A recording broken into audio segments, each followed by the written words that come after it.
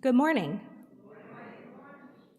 My name is Katie Goslin, and I'm happy to serve as the worship associate today and to welcome you here. I invite us to take a deep breath and center ourselves with these words that call us to gather. Poet Wendell Berry wrote, "And we pray, not for new earth or heaven, but to be quiet in heart and in eye, clear. What we need is here." Let us gather this morning with the assurance that what we need is indeed here.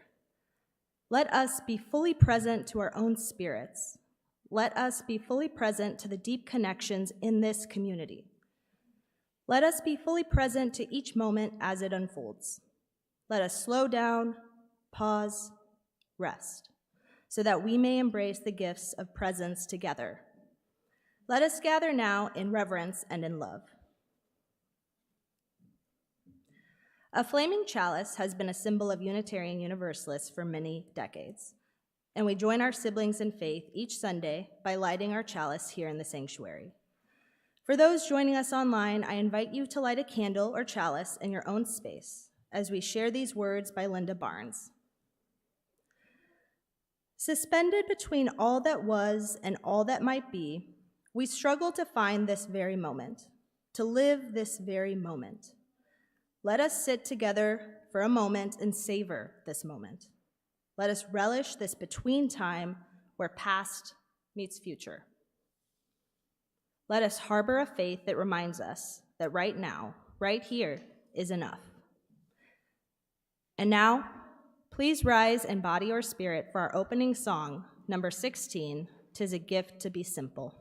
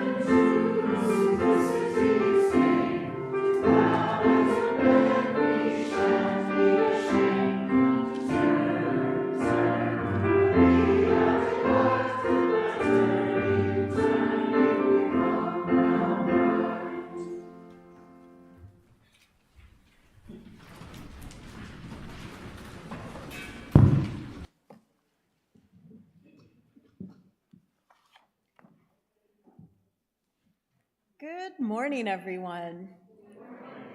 Welcome to the Unitarian Universalist Church of Urbana-Champaign. We are a congregation of many different ages, bodies, genders, histories, identities, and beliefs. And we are united in our commitment to our mission, which is to build community, seek inspiration, promote justice, and find peace.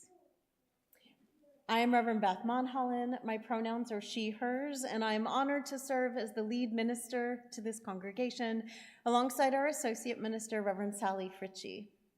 And whether you are joining us in body here in the sanctuary today or from afar via the magic of the internet, I welcome you into this space and trust that this service today will bring you what your heart most needs. I do want to bid a special welcome to any guests who have joined us today, and I invite you to complete a connections card so that we can stay connected and let you know more about what's happening here at UUCUC. As I said, we are a congregation of all ages, which means we embrace the noises and potential distractions that kids can bring into a Sunday morning. That's all right. And if you are young or young at heart and need to keep your hands busy, you can grab coloring supplies just on the table out here by the entryway. And children are welcome to stay here in the sanctuary for the entirety of the service, but we will have our faith development time this morning. So following the time for all ages, kids and REE volunteers will be invited to go to their classrooms together. And for those who might want or need it, we do have a nursery and it's open for little ones under 6. It's not too crowded in here today. It is, after all, the Sunday following Thanksgiving. Many people are traveling, but if you do want to stretch your legs or have just a little more space, you are always welcome for any reason to join the live stream of this service in Fellowship Hall. There's just more room there. You can sit, stretch, run around, drink some coffee, whatever your body needs this morning. And everyone is invited into Fellowship Hall immediately following the service for that aforementioned coffee and conversation and kinship. And just as a reminder to everyone, we are living in endemic times. There are germs aplenty floating around, and we invite you, if you are more comfortable, to always feel free to wear a mask. And if you would like to send a visual signal to folks to maybe just keep their distance or wave at you, we have color-coded lanyards at the entryway. If you wear a yellow or a red one, that will be a signal that maybe you do not want anyone to come up close and hug you, which we only do after we ask anyway. And it is in this way that we practice both good consent, but also interdependence and mutual care. I also want to acknowledge this morning that we are on land that is the ancestral homes of the Confederation of Illinois Tribes, who included, among others, the Peoria, the Cahokia, Kaskaskia, and Michigame. Those peoples lived and traveled and hunted here long before white settlers claimed this land and are alive and well and still seeking sovereignty and dignity today. And while we know that a land acknowledgement is neither relationship nor reparations, we do trust it is a step on the path to those things. We also trust that grappling with our history with honesty and care is what calls us into deeper spiritual alignment. So no matter our ancestors, we collectively honor and thank everyone who has come before us and made this moment possible. And in the spirit of Thanksgiving, I also want to thank everyone who over this past year has given to our little free food pantry, which is an ongoing ministry we have that we started during the pandemic, thanks to the Herzogs, who I know are traveling in Minnesota this week, to Pat Nolan and many others who weekly make sure that our donations are out there in our little free pantry, that they serve our community. It is a ministry of mutual aid for which I am grateful and for which I know the community is as well. And I also this morning, in a spirit of Thanksgiving, want to thank everyone who has donated in the past year to our Minister's Discretionary Fund.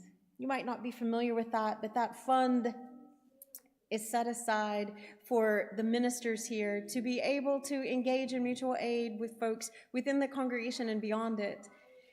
And since last Thanksgiving, we have given out nearly $4,800 to people within this congregation and in the wider community, helping folks with rent, temporary housing, groceries, utility bills, car repairs, and other necessities. That generosity matters in the daily lives of people. We take care of each other.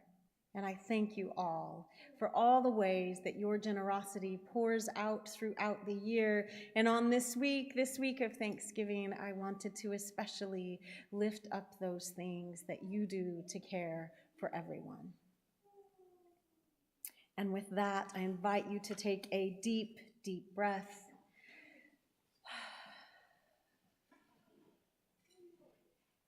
And another. And one more, and feel yourself fully in this space, gathered here together. And I invite you to rise in body or spirit. And we are going to sing Gathered Here, which is hymn number 389. If you want to follow along in your hymnal, you can. The lyrics will be here. We're going to sing this. It's written to be as a round. So we're going to sing it once all together. And then we're going to try this. I'm not the best at leading rounds.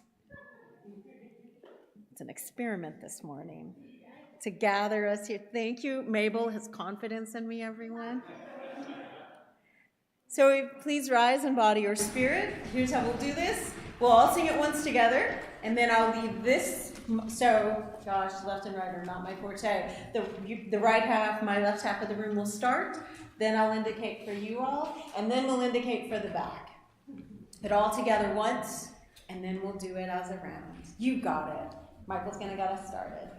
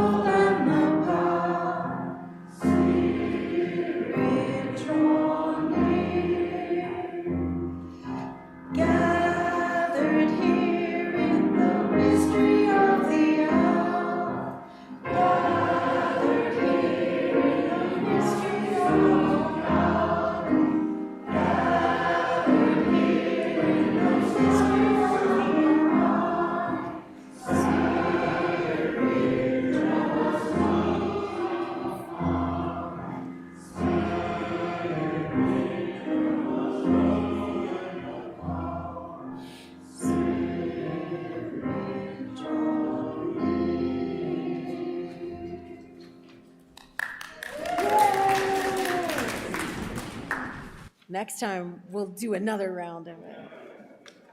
Well done. Okay, Mabel wants to challenge us. The next time we do it, she says we have to do it with 10 groups. Mabel, we'll build up to that.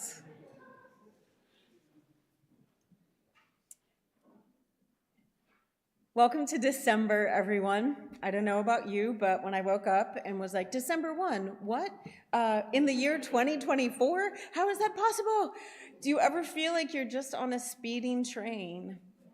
And time is made up anyway. Many of you have heard me say it. Temporality exists. Time does not.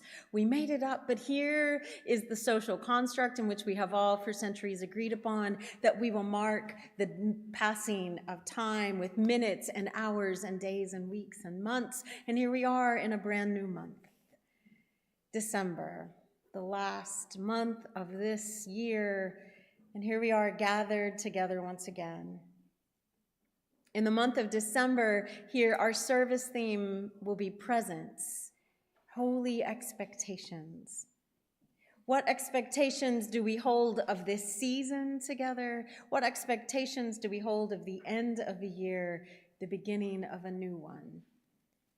And how, while holding all those expectations on this speeding train of time, do we just learn to be present with each other?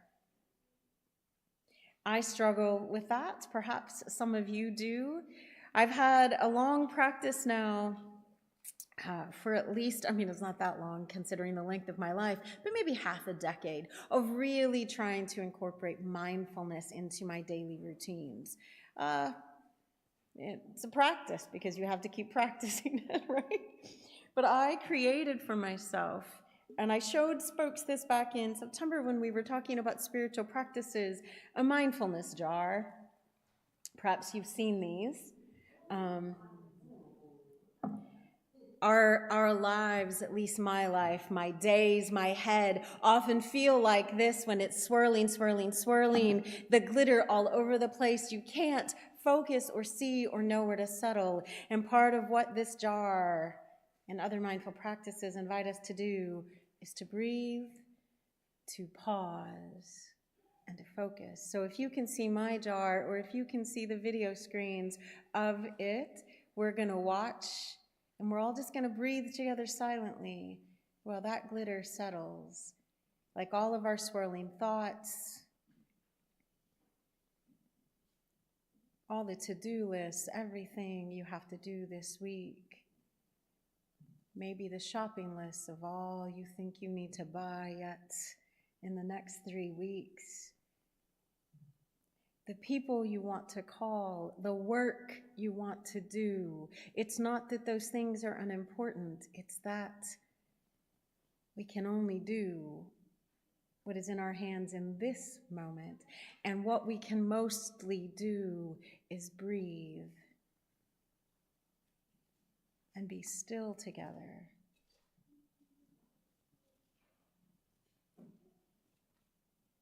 Our thoughts swirl, work calls to us. And when we pause and breathe and let ourselves settle,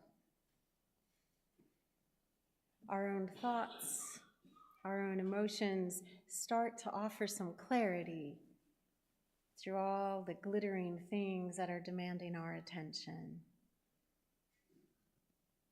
When we pause long enough, when we let ourselves be still, even for just 2.5 minutes, which is how long this glitter takes to settle. I've timed it, even though time is made up.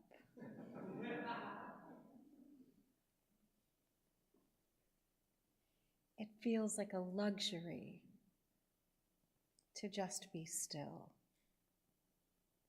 and let our thoughts and feelings move through us.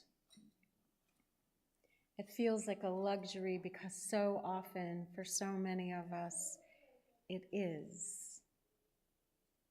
That's all right. You can talk, Lucy. Stillness doesn't mean absolute silence, as we often say during our time of Vespers. My glitter has almost completely settled in the jar. I think it's settled there. Mabel, you have a question? Mabel has a technical question, which I will be happy to answer. The glitter jar is just water and Elmer's glue and glitter. And if only we could parse out our own thoughts and feelings into 3 simple ingredients that settle as peacefully as this glitter jar, all of us would be able to move through our days at a much more leisurely pace, don't you think, Mabel? Mabel, thank you for that question, and thank you all for taking a moment to breathe and let whatever is in you settle. And with that bit of centering, I'm going to release all of our young people. Our REE volunteers are going to go downstairs to our REE classrooms for some faith development time. The grown-ups are going to stay here for their own form of faith development. But thank you all. And we'll see you in fellowship hour for cookies and conversation. I'm assuming there will be cookies.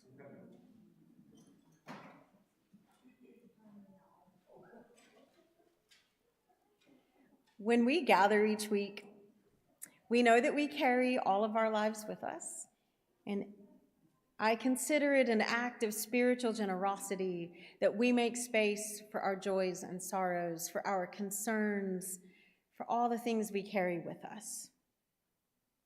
We have a couple of different rituals we do to honor our joys and sorrows, and today we will be doing our ritual of petals and stones in a bowl of water. Think of that metaphor of how the water can hold even a stone as heavy as it may be, how the petals will float together, and whenever we come, this space that we make sacred together as a spiritual community becomes that water. It is big enough and strong enough to hold all that we are. We're going to sing our blessing song, May the Longtime Sun. If you feel like singing, Michael will play it. Those who wish to sing, the lyrics will be on the screen. If you want to just sit and let the music wash over you, remember that everything that happens here is by invitation. So let the music fill you up. If it fills you up to the point that you wish to sing, then sing. And if you feel moved, please come forward to the chalice table and drop a stone into that water, knowing that it is like the sorrows you hold, that for this hour are held together in community. for the joys and happinesses that you wish to be multiplied by sharing in community. Place a petal in that water and let it float. And know that whoever you are, whatever you are carrying this morning here in this community, you are always held in love. We'll sing.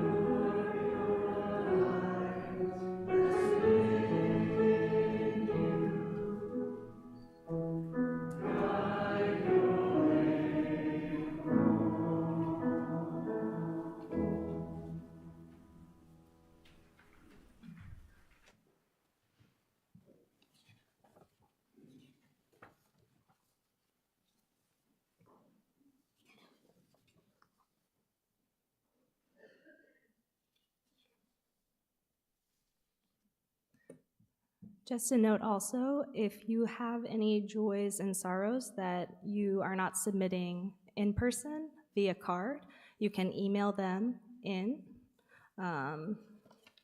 to, is it joysandsorrow@uucuc.org? We live our mission at this congregation in many ways. Building community means holding space for our joys and sorrows and also connecting day to day and week to week through the opportunities both within and beyond our congregation. We invite you to subscribe to and read our weekly e-news to stay up to date on all the activities offered through our REE program and our social action councils. This morning, I want to highlight a few things. We'll be offering evening vespers at 6:30 each Tuesday of December, except for Christmas Eve, which will have two special services, one at 4 p.m. and the other at 6:30 p.m.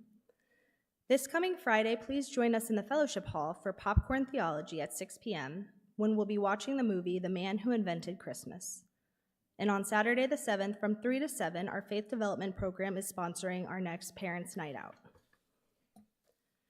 Read more details about these and other events in our NUs and check out the full calendar of events in Realm.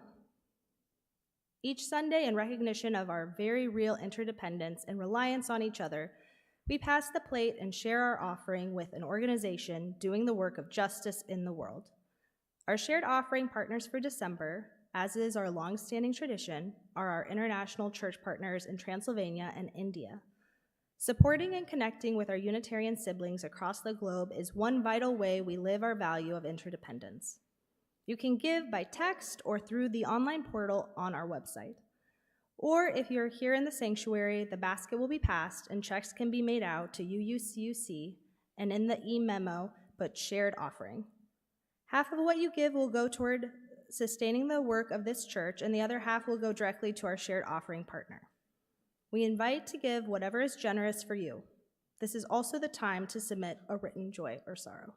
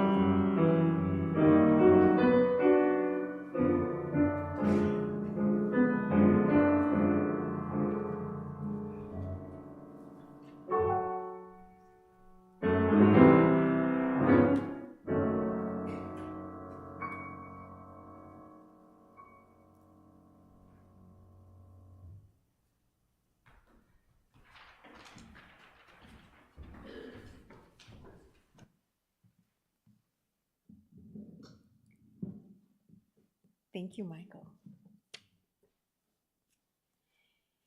And thank you all for your generosity, for all the ways in which you share of who you are. If you have a written joy and sorrow you would like to be shared aloud this morning, you can still bring that up to me. Again, no pressure, just by invitation, but we do have a few that I want to share.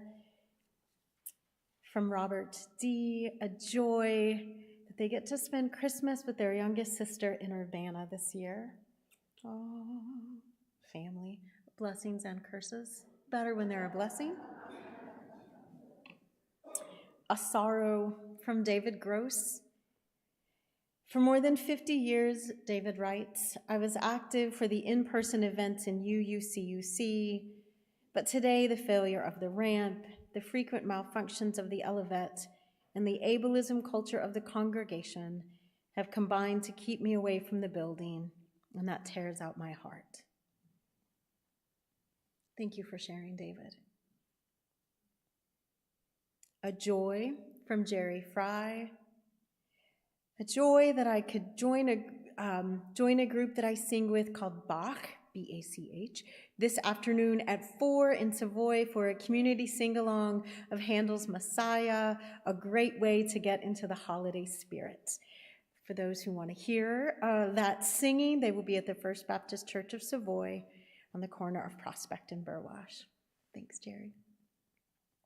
And a joy that did not get submitted, but that I overheard and absolutely want to share. Dave and Ann Sharp will be celebrating their 63rd wedding anniversary tomorrow.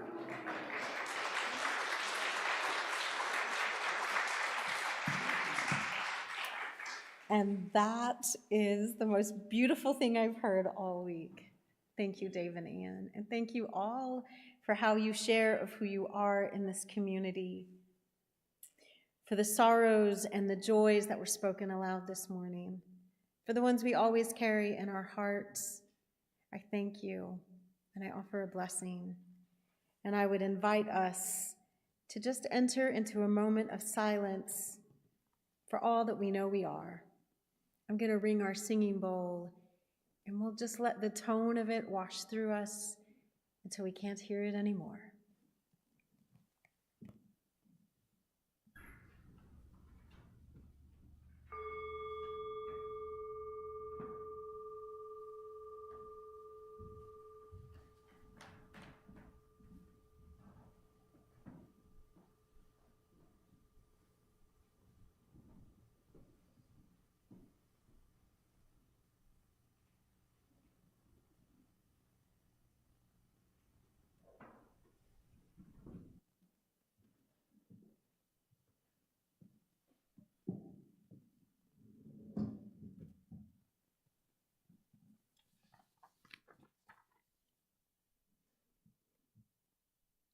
What You Missed That Day You Were Absent from Fourth Grade by Brad Aaron Maudlin. Mrs. Nelson explained how to stand still and listen to the wind, how to find meaning in pumping gas, how peeling potatoes can be a form of prayer. She took questions on how not to feel lost in the dark. After lunch, she distributed worksheets that covered ways to remember your grandfather's voice.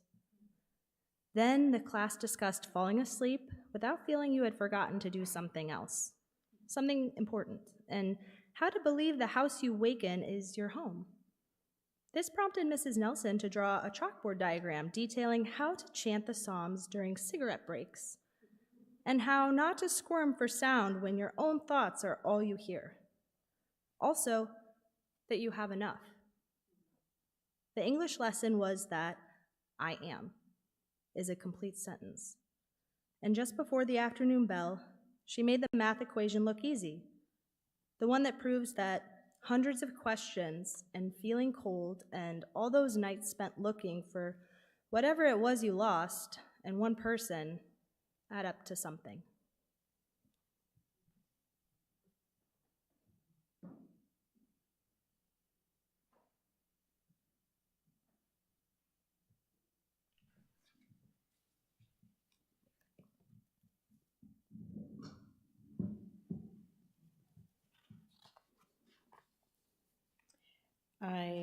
I think I had perfect attendance in fourth grade, which is probably how some of those lessons made their way to me. For anyone who was absent that day in fourth grade, this sermon is for you. How do we pause? In late fall of 2020, 4 years ago now, can you remember the fall of 2020? Well, I was out for an early morning walk. It's one of my daily physical and spiritual practices. It was this time of year, so around 5:30 when I was out walking, it was quite dark, but the stars were still shining. Faint hints of the sunrise were visible in the east, and I was determined to be on my walk and to be present.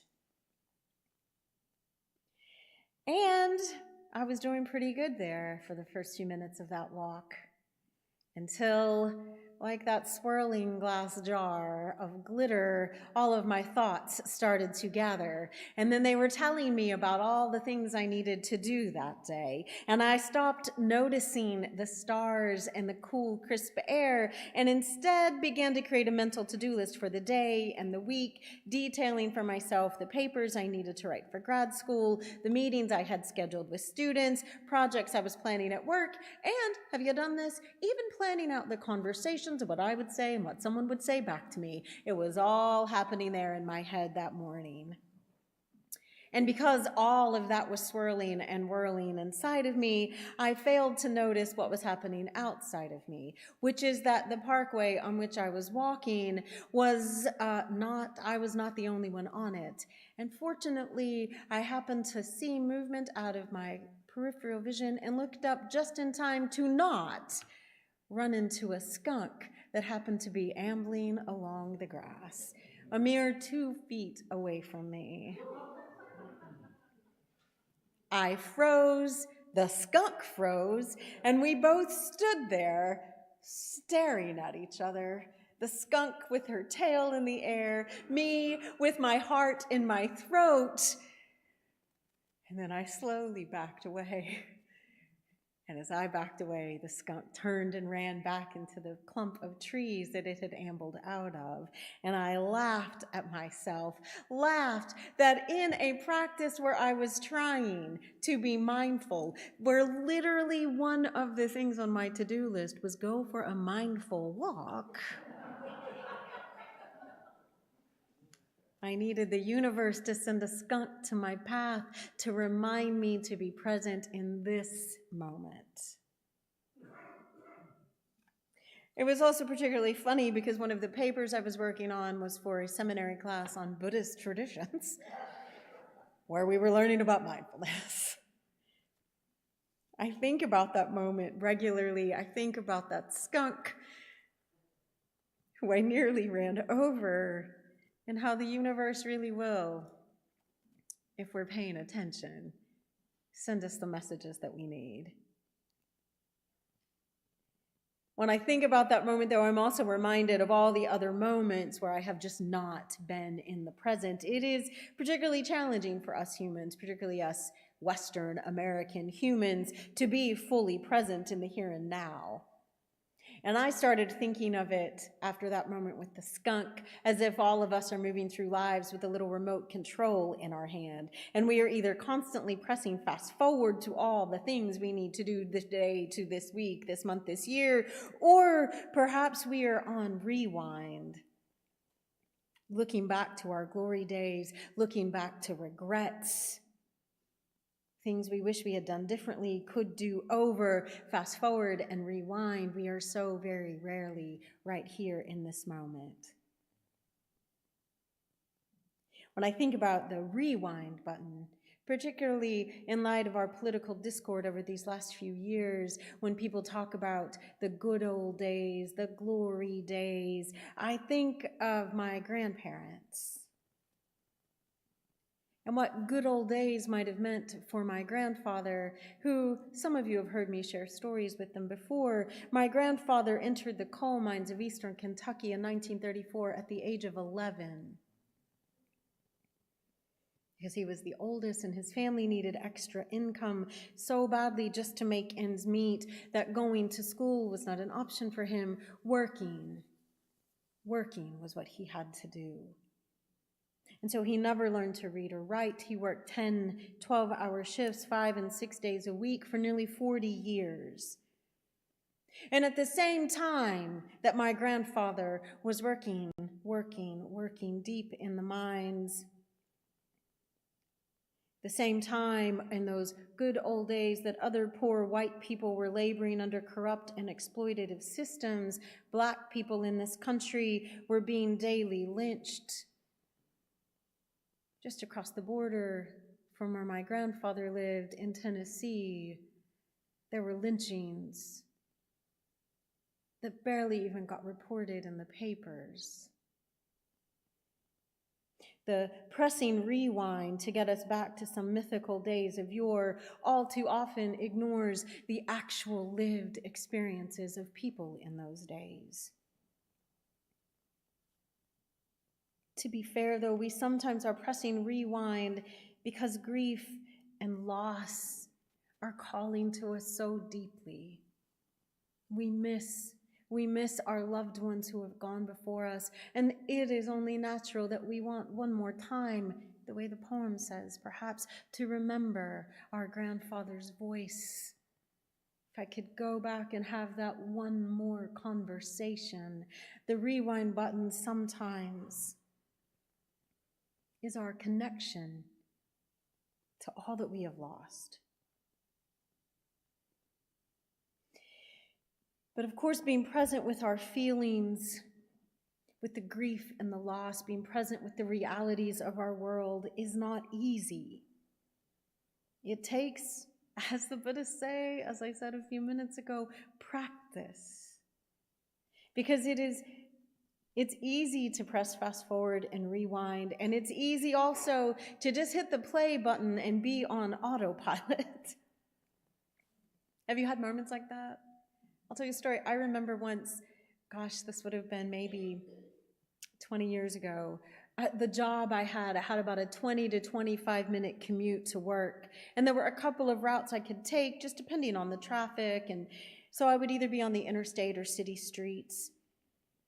And if I could, I just preferred to meander my way home at the end of the day. And one evening, though, as I pulled into my driveway at the end of a long work day, I turned off the key and sat in my car, stunned, because I had no idea how I'd gotten home. I remembered pulling out of the parking lot at work. I remember turning on the radio, and I probably could have told you some of the songs I'd heard on the radio, but I had no idea what route I had taken. No idea if I'd been on the freeway, if I had ran stoplights, no idea. And it wasn't an out-of-body experience. I was in the car. I was just so in my head that I was not paying attention to the actual moment I was in.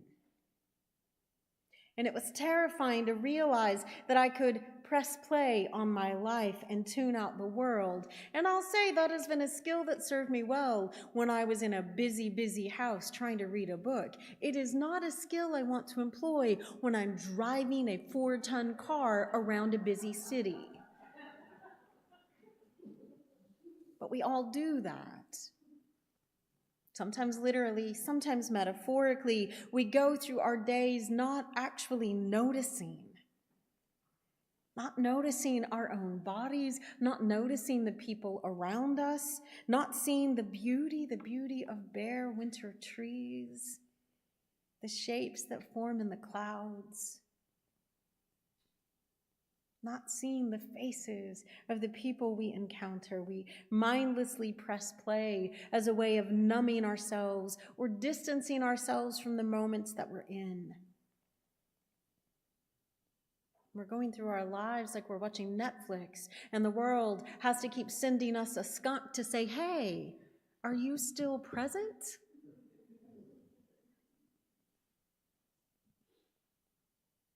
For all too many of us, though, the pressing play, moving through autopilot, it sometimes feels like maybe it's our best option. Because just like my grandfather 90 years ago, people still today have to work long hours at multiple jobs to make ends meet. People are scrambling to find work and a sense of security. I had a moment during the pandemic, a moment 4 years ago when I thought, we're going to make it different. I even have a t-shirt that says, we will not go back to normal, because normal never was. Normal was not working for far too many of us. Those are the words of Sonia Renee Taylor, who is a poet and activist. She inspired me to think about how we could create a new normal. And we still can, but I feel like we just hit fast forward and rushed right back into the way we want to do things. The exploitative systems of capitalism and white supremacy that demanded labor from my 11-year-old grandfather are still at work today. They're at work in every institution we encounter. They are at work here, even in this space, this church, in our own bodies. Naming that, facing that reality, no matter how painful, and practicing pressing pause is a spiritual practice that helps us say, what new normal could we create together? Pausing is a necessity. Tricia Hersey's The Nap Ministry, which I've mentioned in sermons before, and actually which Reverend Sally and Kelly are going to explore in great detail next week. Tricia Hersey says that rest is a form of resistance, that rest is not what we do so we can do more work.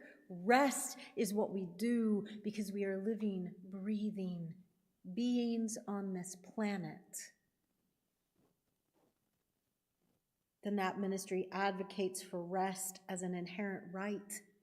It's so in alignment with our UU values, our belief in the inherent dignity and worthiness of all people. It's a radical act in the face of oppressive systems to say, I am not going to produce more today. I am not going to do more today. I'm going to practice, as our poem said, that complete sentence of, I am. I am enough here, now, in this moment.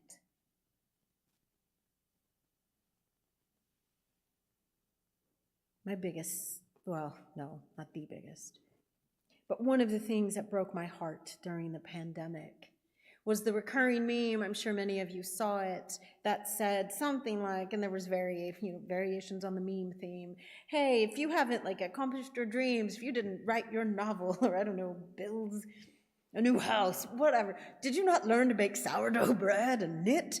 Well, then it wasn't that you didn't have the time, you didn't have the motivation. And I remember seeing those and thinking, oh, F you, no. No, that is the wrong lesson. Because time is made up. We don't have it. All we have is right here and right now.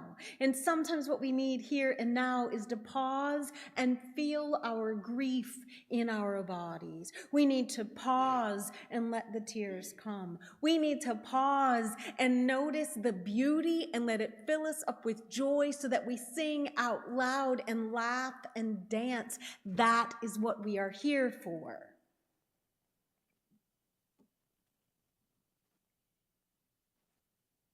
And it is, I know, hard to do. Even today, this weekend, as I was getting ready for this service, as I was picking the readings and thinking of the music and what stories would I tell in the sermon, I also had a long to-do list of all the stuff I need to accomplish by, I don't know, Sunday afternoon. This isn't to say that we don't have work that needs to get done. Of course we do. Of course, there is work that we are called to do, but we are called to do that not by systems of exploitation, but from our own gifts that meet the needs of the people we encounter. And we can't recognize those gifts and recognize those needs if we aren't pausing and noticing who we are and who we are with. I mentioned my grandfather's work in mines from the age of 11, and he worked again for nearly 40 years until black lung forced him to stop. So by the time I was born and knew my grandfather, he wasn't working anymore. He was tinkering with small engines and rebuilding lawnmowers and working on cars. He was whittling wood and making little gifts for us. He was whistling tunes and playing on a harmonica, and he would sit on the porch for what seemed like hours and watch the woods across this road from our house, looking at birds and squirrels and wildlife and the changing seasons and pointing out whatever he noticed to whichever grandkid would be still long enough to sit with him. My grandfather learned to pause in his later years. Some of it is, of course, the needs of his body forced him to slow down and stop. And in doing that, he was able to look at the trees and see them and be present. And we all inherently deserve to sit and watch the woods, to pause in our lives and connect to that which makes us most human. Buddhist teacher Tara Brach says that pausing is a sacred art and that through it, Brach writes, we develop the capacity to stop hiding, to stop running away from our own experience. We begin to trust in our natural intelligence, in our naturally wise heart, in our capacity to open to what arises. How beautiful to think that our own inherent worthiness as people includes a naturally wise heart. And while it might be difficult for us to pause, when we do, it means that we can stop mindlessly rewinding or fast forward, that we can stop mindlessly pressing play and enter into the pauses of our life with intentionality. Because there's nothing inherently wrong about looking backwards and looking ahead. I mean, I love a rewind button. I love remembering people and telling you stories of my grandparents and remembering the first date with my husband or the births of my nephews and nieces. Those are joyous moments. The rewind button connects me with who I have been, with the people and events that have shaped me, just the way your own rewind button does for you. Reflecting on our past is one way we can make meaning in our lives. Reflecting on who we have been connects us with who we want to be. Looking forward with intention means that we can plan with some purpose and hope for the world we want to create together. Seeing the world, dreaming of the world, imagining the world we want means that we look at this one here and now realistically. So pressing play with intention calls us to be fully present, even and especially when we are uncomfortable or in pain. Engaging with intention makes the difference in the here and now. It means we recognize the skunk and we choose to walk around it. I think it is in pausing that we learn to really recognize ourselves more clearly, that we engage in that dance of past and future by being present here and now. Our bodies and our spirits need it. They need the rest, not so we can do more work, but so we can recognize what work we actually want to do. We can, as people, keep rushing through our days. We can ignore the trees and the skunks in our path, ignore the pain and suffering inside and outside of us. We can mindlessly keep working, pressuring ourselves to produce more. We can cling to some long gone past or dream of some future or worry about all the things that could, would, might happen, or we can breathe and be for a moment in our bodies as if we are the glitter jar. And we can let things settle.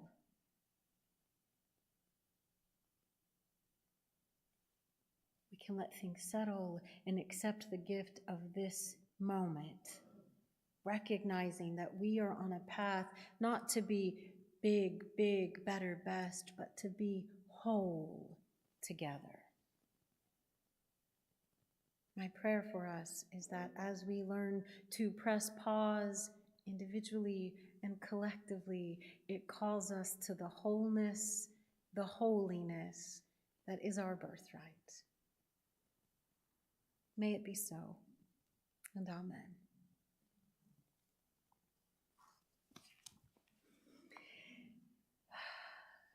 And as an act of prayer for our closing song today, I want to invite you to stand in body or spirit, and we will sing the loving kindness meditation. If you know this, it is the Buddhist metta, may I be filled with loving kindness, may I be peaceful and at ease, may I be whole. We are going to sing it 3 times to close. We'll begin it once with may I be filled. Then may you be filled. And we'll close with may we be filled. Please rise as you are ready to do.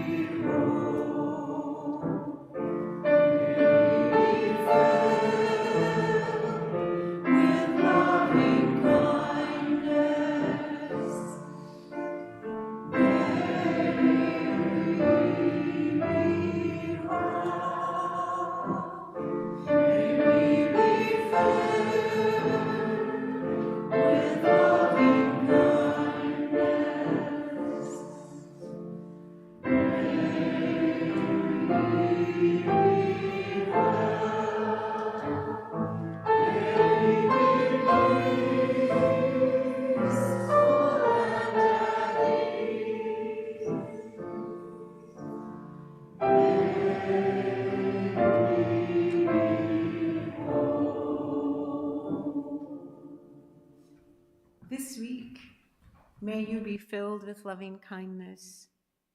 In the hustle and bustle of whatever the week brings you, may you remember to pause. And if the universe brings you a metaphorical skunk, may you look at it with gratitude and laughter and remember to keep breathing. We'll extinguish our chalice with our words from Reverend Elizabeth Sully Jones. You'll see them on the screen. We extinguish this flame, but not the light of truth, warmth of community,